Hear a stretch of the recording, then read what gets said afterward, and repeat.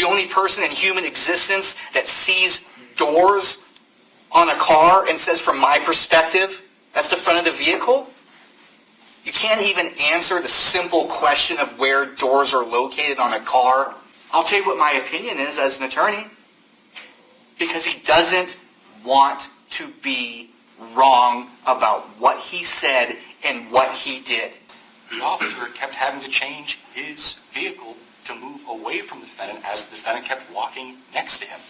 We're not here in interference with Officer Vargas's car. We're talking about the white Impala. As shown in the video, and I replay it now, but Your Honor's seen it so many times that I believe that would just be the point. You're right. We have seen the video many times. And now we're at argument, so I'm going to say what I'm going to say. How anyone could have seen that video and try to tell this court that from his perspective, my client was in front of the vehicle. We might not like being filmed, Your Honor, but he has a constitutional right to do that. He's not 99 years old. They can't get the information right in the citation. They can't even get what he is wearing in court correctly. Who, after even Officer Loa, given the opportunity to step even closer to my client, still wants to double down on a floral shirt?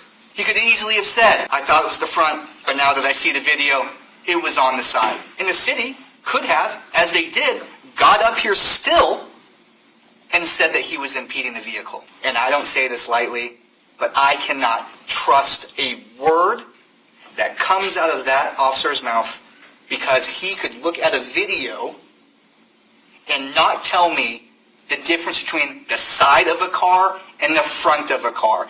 I don't say this lightly, but law enforcement don't deserve to get beat up because they're testifying to what's being done. What?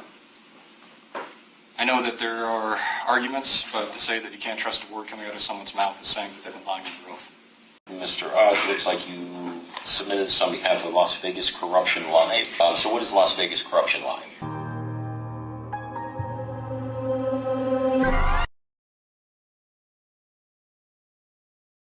Recalling the City of Las Vegas versus Cesar Corrales, case number 25-050868. Already gone? He was at that, sir. Oh.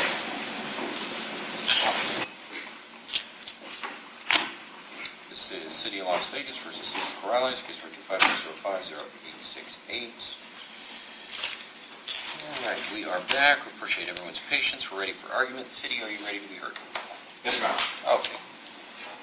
Go ahead. Your Honor, relevant code for this is 10.47010. It defines, for the purposes of the chapter, area only open available to pedestrian vehicle traffic, obstruct pedestrian vehicle traffic, and that's relevant because under the cited unit code there's 10.47020, and that's the obstruct vehicle traffic in open area available to pedestrian vehicle traffic. Is unlawful to intentionally obstruct pedestrian or vehicle traffic in an open area available for pedestrian or vehicle traffic. Area open and available for pedestrian or vehicle traffic means an area generally visible, and that's reading from 10.47.010. Paragraph A. Area open and available for pedestrian vehicle traffic means an area generally visible to the public view, including alleys, bridges, buildings, driveways, parking lots, parks, pedestrian wall, plazas, sidewalks, and streets open to the general public, including those that serve food or drink, provide entertainment, and the doorways and entrances to buildings or dwellings or the grounds enclosing them. Paragraph B defines obstruct pedestrian or vehicle traffic, which means to walk, stand, lie, or place an object in such a manner as to, block, obstruct, hinder, delay, hamper, interfere with the passage by another person or vehicle, or to require another person or a driver of a vehicle to take evasive action to avoid physical contact. Your Honor, here we have something that happens within the City of Las Vegas in an area open and available to pedestrian traffic. I believe that's quite plain from the video we saw today, and that obstructing pedestrian vehicle traffic means to walk, stand, lie, or place an object in such a manner as to block, obstruct, hinder, delay, hamper, interfere with the passage by another person or vehicle, or to require another person or driver of the vehicle to take evasive action. Your Honor, we have testimony from the Officer Loa indicating that that's exactly what happened. There was a car that was pulling in, and even as the defendant was trying to hinder and walk around, we will see in the video, the officer's car there's that car that pulls in, that white Impala, and has to hit its brakes. You can see it turn, pointed at the defendant as he's walking back and forth in the middle of the roadway. There is no reason to be there. There is none. There's no justification as to why he's walking back in front of the roadway or why he has a justification for obstructing that traffic. The fact that we could see those brakes hit is what we needed to see. There's a lighting up those brakes, that bright red of brakes that night. It is night. That can be seen. That's what testified to. The fact that there's argument about whether or not the person's directly in front of the car is irrelevant. All that matters is that the person has to do something to hinder, delay, hamper, or interfere with the passage of another person or vehicle. And that hitting of the brakes is exactly what's being done in order to offend or avoid that car hitting the defendant. Just as the officer kept having to change his vehicle to move away from the defendant as the defendant kept walking next to him. This has only got to do with the defendant walking in the middle of the roadway, as we saw from the video, where cars are going in and out of at a fairly rapid pace. This is not an area of low traffic. This is one where there are cars coming very frequently. We can see many coming in and out. In fact, this was a traffic enforcement action right in this area. So what we have here is a video that plainly shows that this is where the defendant was standing in the middle of the street, that a white Impala pulls in the street, and we have testimony that we have those brakes coming on from two officers, or rather from the Officer Loa and the witnessing of that car coming in, and the belief that it needed to stop from the second officer. What we're left with is no reasonable doubt that this is exactly what happened as shown in the video. And I replay it now, but Your Honor's seen it so many times that I believe that would just be the point. Your Honor's aware of what's shown. Your Honor's aware of the testimony, and it showed that that vehicle was interfered with by the defendant as he walks back and forth across that street. Your Honor, we've shown beyond reasonable doubt this defendant has committed the crime charged. We submit it. Thank you. Mr. Pataro. Thank you.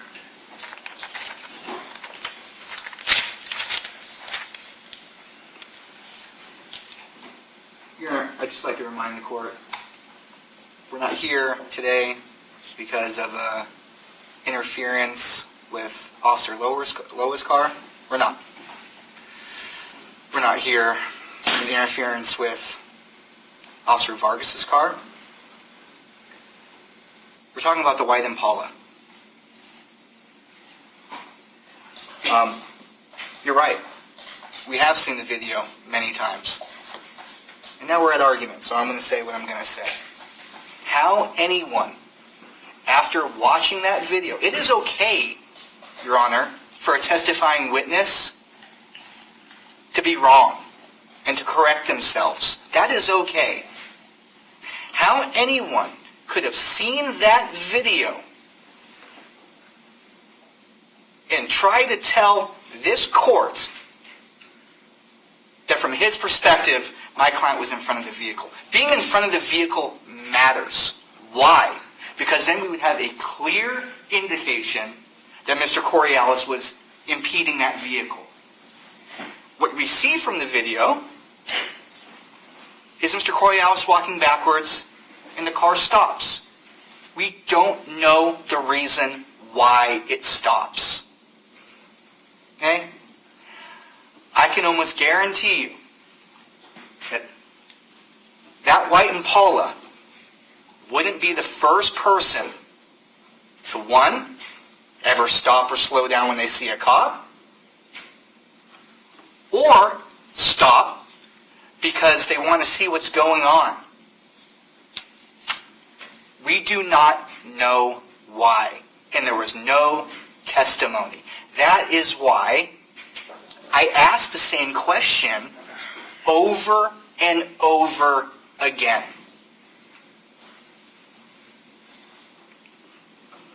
Your Honor, we have a case, okay, with an enforcement agency that was there in person with my client. They know him, they know what he looks like, and they can probably guess by looking at him, he's not 99 years old. They can't get the information right in the citation. They can't even get what he is wearing in court correctly. And I'll, with a caveat, Ms. Mr. Loa. Mr. Vargas, I'm not going to object to his identification. And so someone who, after even Officer Loa, given the opportunity to step even closer to my client, still wants to double down on a floral shirt? Why? I'll tell you what my opinion is as an attorney. Because he doesn't want to be wrong about what he said and what he did. But that's what matters today. It matters how he conducted himself, how he conducted the case. He could have easily said, "Oh, I was wrong about the pattern." He could easily have said, "I thought it was the front, but now that I see the video, it was on the side." And the city could have, as they did, got up here still and said that he was impeding the vehicle.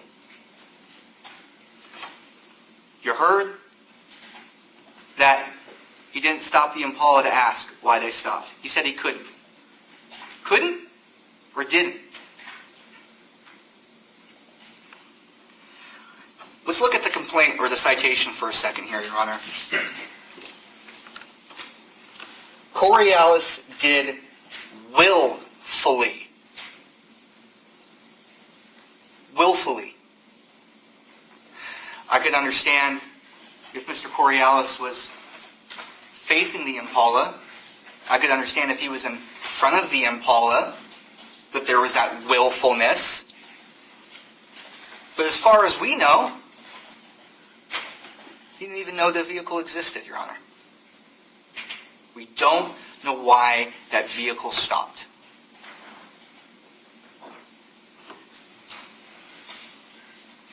Look, as a defense attorney, Your Honor, I spend most of my career losing. Day in and day out.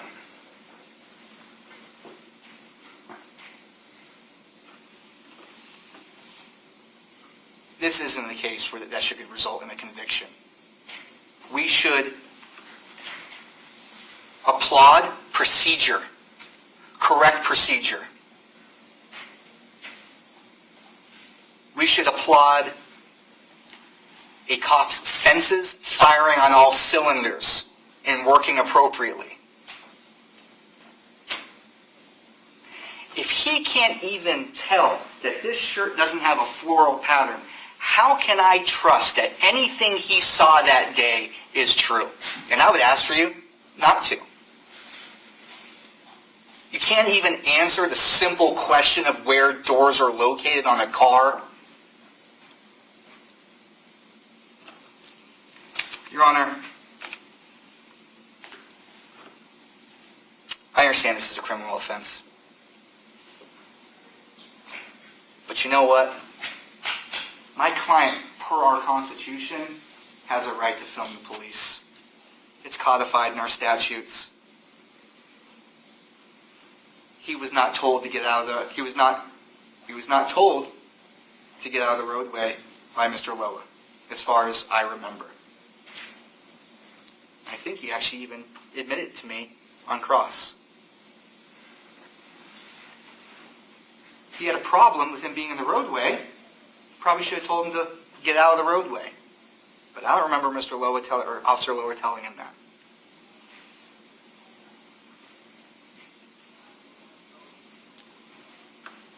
We might not like being filmed, Your Honor, but he has a constitutional right to do that. He didn't impede that car. Had he been in front of that car? Yes. But what I'm asking you to do is to find him not guilty today. One, because factually, I do not think he committed this offense.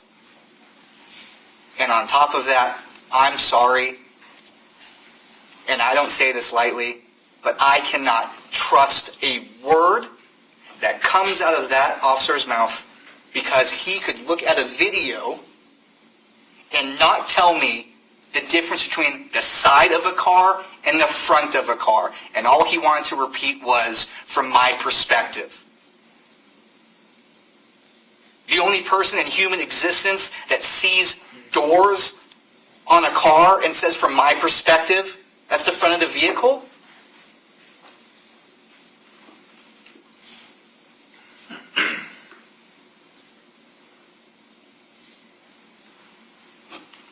I'll submit, Your Honor. Okay, thank you, Mr. Petaro. City, Probable. I don't say this lightly, but law enforcement don't deserve to get beat up because they're testifying to what's being done. What? I know that there are arguments, but to say that you can't trust a word coming out of someone's mouth is saying that they've been lying under oath. I don't believe that's true. Fundamentally, we had honesty. We had him sticking by what he sees. The fact that they can disagree about what they see in this man's shirt is completely irrelevant in my mind. The fact that he testified that there is disagreement about it doesn't go to his credibility, doesn't go to his honesty. And I'm surprised to hear it. Just like everything else in this case, there's a disagreement. I recognize that. That's why we have a video. That's why we have testimony that details what they witnessed that's not captioned in the video, what is captioned in the video. And it's not at all what's being characterized in these arguments. Plainly. Whether or not the car is directly aimed at someone, or whether or not it's turning and it has to slow down. Nothing in the statute, nothing in the code says there has to be someone aiming a vehicle at someone. Only that it's hindered. However, it doesn't matter if the car is directly pointed at them or if they see them out of the corner of the window and slow down. We have brake lights because this man is walking through the street. That's it. That's the case. All the warnings and admonishments, hey, get out of the street, or hey, you got to sit on the sidewalk, that we heard from Officer Javier, that is something that was completely within the bounds of just letting someone know, hey, don't stand in the street. Whether or not they came from Officer Loa or came from the other officer, it doesn't matter. Don't stand in the street. This is not something that requires an admonishment from police to know not to do, to stand in front of moving traffic. When you do, and then you walk in front of them, that's impeding traffic. This is enough. It's been shown. As far as the other arguments, I don't believe they engender any weight. And I believe we shun our case beyond reasonable doubt, Your Honor. Your Honor, if I could just... No. There's no sir rebuttal on closing. Mr. Morales, if you could stand up, please. I do agree with the city. I find that the definition of obstructing pedestrian vehicular traffic under 10.47.010 is instructive in this case. It does expand on the conduct prescribed in 10.47.020. I'll address some of Mr. Pataro's arguments first. There was some testimony regarding whether or not this was a public or private space. I think in this case, under the code, that's not relevant. The issue is whether or not this is an area that's open and available to pedestrian or vehicular traffic. So I think it's very clear from the video this is an area open to pedestrian or vehicular traffic, given that we see vehicular traffic traveling through the area. The next element of the crime is whether or not you are obstructing pedestrian or vehicular traffic.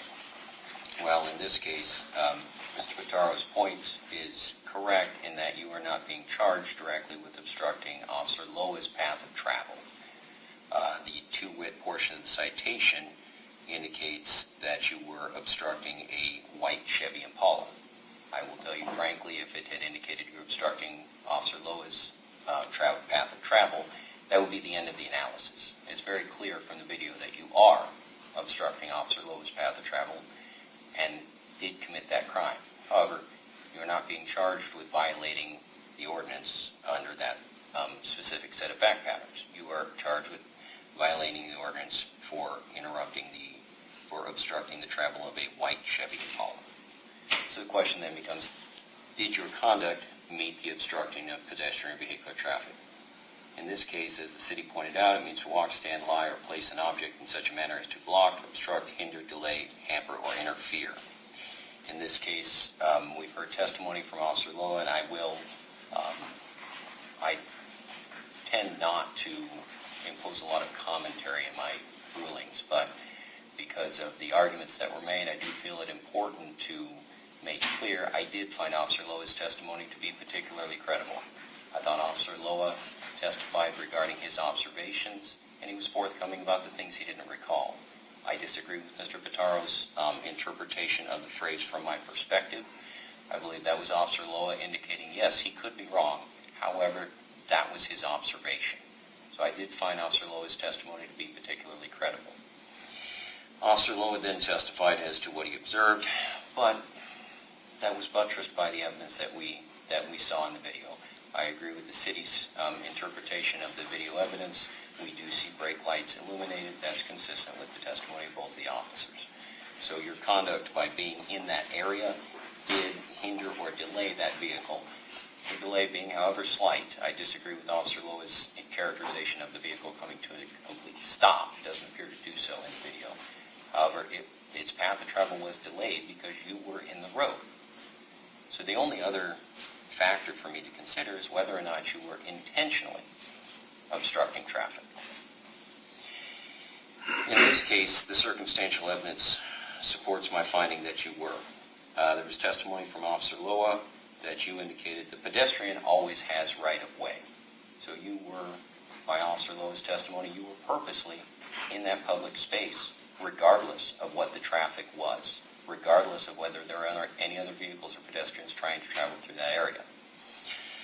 Officer Vargas testified regarding the fact that you were in the street, that you were obstructing the flow of traffic, and that he directed you to exit the street, and that you were reluctant to do so. Again, you are not charged with obstructing a public officer. That's not the issue here.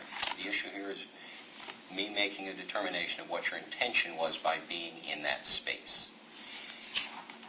Your reluctance to exit the street indicates to me that you were in that space with the purpose of obstructing the flow of traffic in that space. That, coupled with the fact that you indicated pedestrians always have the right of way, and your conduct in obstructing Officer Loa's path of travel, shows an intention on your part to block all travel in that space, which you did when the Impala was hindered and activated its brake lights. Again, I want to make this clear. You're not being charged with obstructing Officer Loa. You're not being charged with obstructing Officer Vargas. The only thing you're being charged with today is blocking traffic, and doing so intentionally. I am finding guilty beyond a reasonable doubt. I will hear sentencing. City. Your Honor, I believe that the offer that I extended at the start of this is still the appropriate offer. I don't believe that this is a sentence that requires jail time. I do believe it does require something to impose or impress upon the defendant the importance of not blocking traffic. This is something that I know is treated somewhat flippantly. Jaywalking is how we normally call it. This, of course, is a case that, based on the facts that we've just observed, based on the recitation of facts as Your Honor has just given them, it's more than that. To anyone who's ever been in a vehicle collision, to anyone that's ever to avoid striking someone with their car, or to anyone that's ever had to actually hit someone with their car, the idea of having to deal with the after effect, not only to damage the car, but more importantly, to the person that's driving, is substantial. That person's life can sometimes be measured from the time that they strike someone to the time afterwards. Two different categories. So while I know that jaywalking is not the greatest of crimes, and I know right now we're dealing with pedestrian and vehicle traffic, colloquially sometimes called jaywalking. Here, I believe that the sentence that we issued or offered as a resolution is still appropriate. And I believe that's a 60-day suspended sentence for outside of trouble period for 1 year and 20 hours of community service. That is one modification from what was offered earlier. It was 10 hours, now it's offered 20 hours, but I believe that's based on the fact that what I'm saying in the lack of any justification that I could hear in the testimony as to why a person was wandering around in the middle of the street warrants that. I don't believe that an imposition of time immediately is appropriate, but I do believe that a sentence that does contemplate time is appropriate based on the harm that can be caused from this. So like I said, I recognize that people say there's no harm. But to anyone that might have to deal with that in their life, there is. This is a preventative measure to stop people from being harmed greater than they already are when they hit the brakes. Because the question becomes, what if someone's not paying attention? What if there's something that they don't see that person? This time, luckily, they did. No one was struck. But I still believe that that's an appropriate sentence, and that time should be contemplated because of the danger this does pose. Wait a minute, Your Honor. All right, thank you, City. Mr. Pitaro. Thank you, Your Honor. Your Honor, because he's not asking for the full statutory amount for a suspended sentence, I do think 60-day suspended sentence is fair. However, option A, option B, Your Honor, first I'm asking for a speed credit for time served. If Your Honor is more inclined to give him some sort of requirements with a suspended sentence, Your Honor, and you were to issue 20 hours of community service, I would just ask that the case be open for the pendency, and so once he's done with that community service, he can move for his case to close, Your Honor, without submitting. All right, so Mr. Corrales.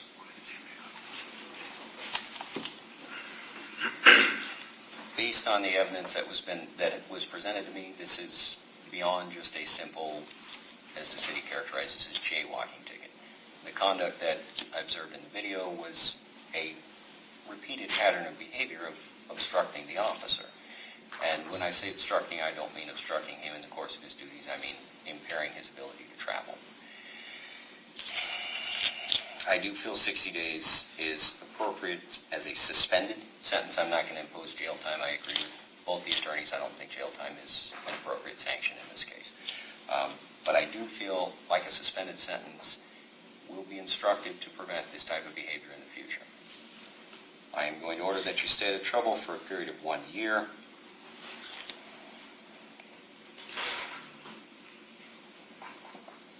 What I'm going to do, Mr. Corrales, is order that you complete an impulse control class. I'm not going to impose community service. The impulse control class can be completed through the courts. I actually still have my compliance officer here. So if you want to have a seat in that front row here, as soon as I get done, you can touch base with her. She can give you the information on how to sign up for that. Okay. If you'd rather go to the second floor, you can do that. You've got the year to get it done. So if you want to come back next week and sign up for that, that's fine. But you can get it knocked out today if you'd like. Okay. You do have the right to appeal my decision. You've got 10 days to do so. You can give Mr. Pitaro some more, or you can talk to Mr. Pitaro for some more information if you'd like once you get done. I'll contact Mr. Afshar. I'm giving his information. Oh, okay, perfect. So Mr. Corrales, just reach out to Mr. Afshar. Be aware of that 10-day window. I am going to schedule your case for a 6-month return date to make sure that we are on track. That is going to be October 26th, back here, Las Vegas Municipal Court, Department 1, at 8:30 in the morning. This year, Your Honor? Or 27? Yes, 2026, 8:30.